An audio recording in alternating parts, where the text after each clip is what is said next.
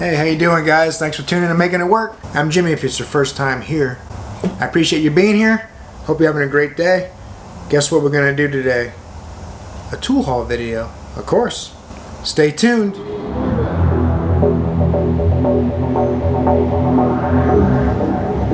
I picked up a selection of unique tools, different brands. I got some Milwaukee, some Blue Point, a little bit of Tekton, a couple of things I want to show you. I'm going to turn the camera around and we'll take a look down at the blue cart and I'll show you what we got.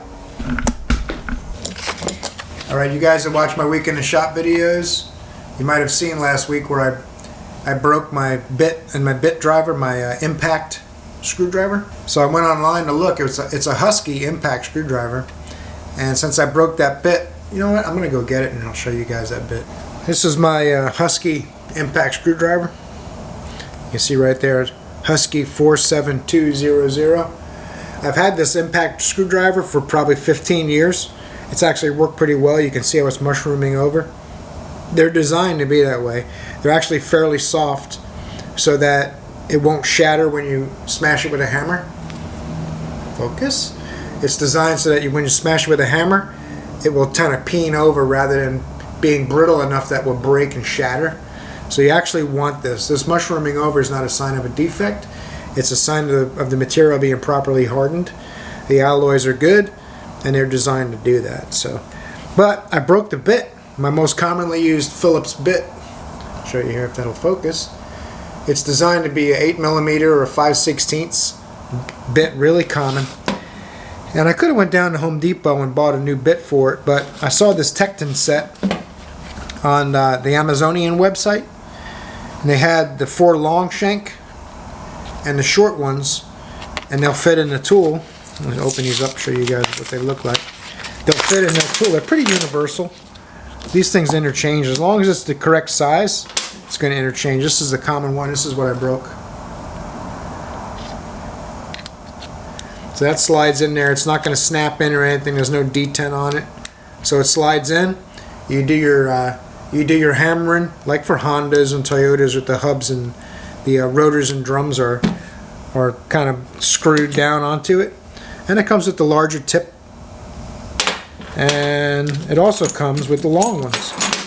The flat blade screwdrivers I haven't had much use for a flat blade bit on an impact screwdriver, but it comes with them, so we'll see if I can find a use for it.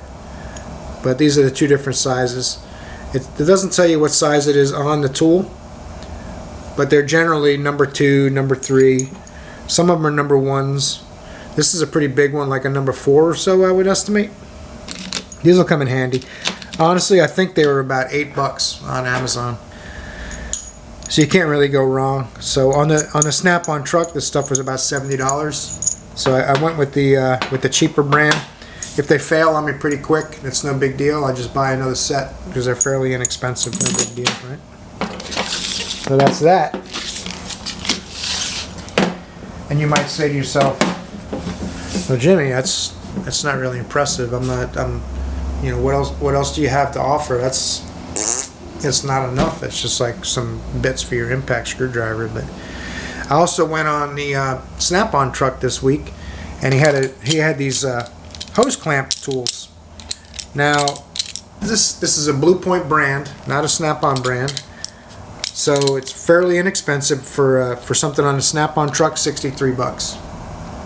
So it's a good tool, because what I normally use, like these are my other ones. I have a Craftsman, a small one for doing vacuum hoses and fuel lines and things like that, and my medium one is a Mac. And this is what I used to use for radiator hoses, but it's not that big. It's probably about 2 1/4 inches or so, I would estimate. So this is what I would normally use to pinch off a radiator hose, and it doesn't always do a good job. It'll let the hose leak past a little bit on the outer edges. So when I saw he had this on the truck, I'm like, you know what? I'm going to treat this guy right and buy something from him. I've been buying a whole bunch of Milwaukee stuff. You can kind of see it in the background there. Shoddy camera work. I've been buying a whole bunch of Milwaukee stuff, and I figured let me buy something on the Snap-on truck, especially when I saw it was something I could actually use. I don't want to just buy a tool I'm not going to use, right? So since these have been letting me down a little bit here and there on a bigger up radiator hose, these Blue Point ones are going to serve me well, I think. You can see they're quite a bit bigger. Basically almost twice as big, just shy of twice as big. So there's almost no radiator hose this isn't going to pinch off, except maybe on a big diesel truck, which we don't get anything bigger than a 1 ton, so this is going to cover me. And you might say, you know what, Jimmy? It's a nice hose clamp tool, but I mean, you've been buying a lot of Milwaukee stuff. What's up with that? Aren't you buying more Milwaukee stuff? I'm like, well, you might have seen a little hint of that at the start of the video. I'm going to go ahead and let the cat out of the bag now. I bought another Milwaukee tool. It's another M12 fuel tool. This is the straight grinder. Last week, you saw that I bought the angle grinder, and now I bought the straight one. Let's go ahead and open this thing up. Oop. I bought this off the gear wrench truck. Dale had a deal. He's a little bit expensive at $250 for this tool. I know they're like $179, $189 online everywhere. But I try to support the local businesses, and especially people I've had a working relationship with for a long time. I've been dealing with Dale for almost 30 years now, so I try to buy from him when I can. If something's $120 at Home Depot and he's got it for $150, I'll buy it from him, because he gives me good service. He'll handle warranty stuff, and we have a working relationship, which that has value too, right? So, but I wasn't going to buy this from him because I know it's $250 on his truck and it's $189 online, and that's right around my cutoff. I'm like $225, $230 maybe I would do. But then he came in this week and he said, you know what?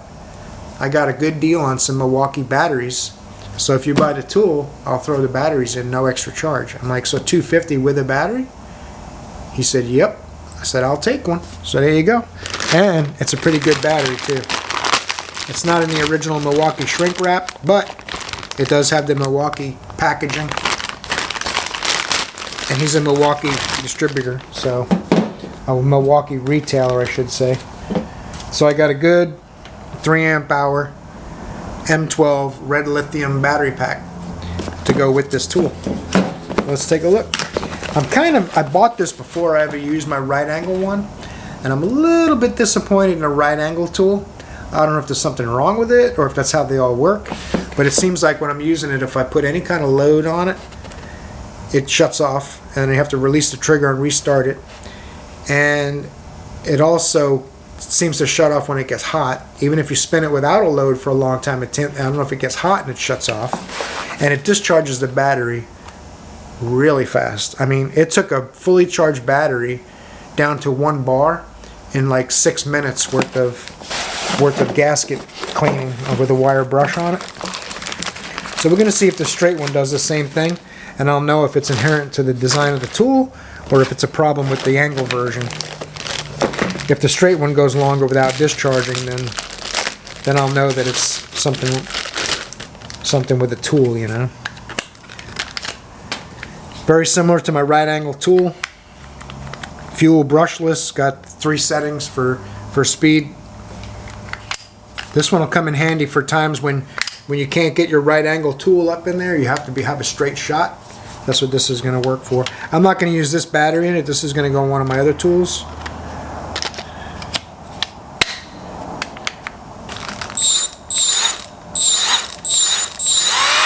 That's on 3. 1, 2, 3. So let's do that again real quick.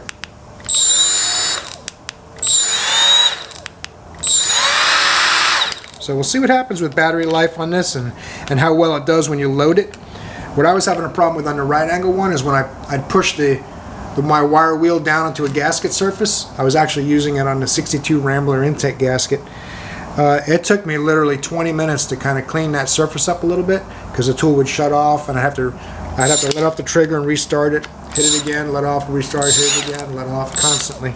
So I'm not sure if that's normal or not, but let's see where this battery is as far as charge goes. There's no indicator on it. The M18s have a charge level indicator. I think with this one you go by these lights.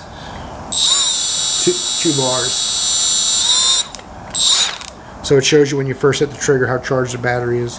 On the M18s, the battery indicators on the battery itself, the M12s, you got to look at the tool. So most of my Milwaukee tools have been really good so far. I've been really impressed with them. But the angle grinder, not so much. My right angle impact tool is not as strong as I had hoped. It works well. It's good for probably 60, maybe 70 foot-pounds tops. It works well. It's way beefier than a ratchet, so it doesn't fit where a ratchet would fit. And it's not nearly as strong as an impact, so it can't really do a lot of things I had hoped it would do, like brake caliper brackets. It takes off, I've had it take off maybe 3 out of 5 on brake jobs I've done. It's taken off 3 of the caliper bracket bolts out of the 5. So any of the bigger vehicles with pretty beefy bolts, it's not even close to being able to take those off. And the problem with the right angle impact is when it's loaded, you can't force it to loosen the bolt. So what I've had to do with that is break it loose with a ratchet wrench, and then that tool works great after that. It'll go through the thread lock and things like that, no problem. So it does serve a purpose. I just wish it was a little bit stronger. So needless to say, I ordered more Milwaukee tools just to cover my bases, because my snap-on air ratchet has finally bit the dust. It basically needs to be rebuilt. It'll sit there and do that little worry, and nothing happens until you keep working the handle back and forth trying to get it to do something. So that tool's about to be replaced. I'm going to put it on eBay as needs to be rebuilt or for parts, and sell it. Maybe I'll get 40-50 bucks for it or something like that. But we'll see how these go. So far, everything's been great, except the right angle's kind of sketchy. So I hope you guys enjoyed this video. There's more Milwaukee tool videos coming where these came from, so stay tuned. Let me turn the camera around. Ooh, look at that. Alright guys, I hope you enjoyed that video. I enjoyed having you here. Thanks for spending some time on Making It Work. If you haven't liked or subscribed yet, go ahead and do that. You're going to see that down in the corner over here. It's real easy to do, doesn't cost you anything. It's not like a turn signal when you're driving your car. There's absolutely no pain involved. They'll let you do that without much effort at all. You just reach up there with your mouse and click, and then you're all set. And you'll see the rest of my videos. I got a lot of Milwaukee tools. I think I'm going to have 4 Milwaukee tool haul videos here in the next week or 2. And then I got my week in the shop and a bunch of other content for you guys. So make sure you tune in for those. It's been a pleasure having you here. I hope you're having a great day. I'm going to see you in the next video.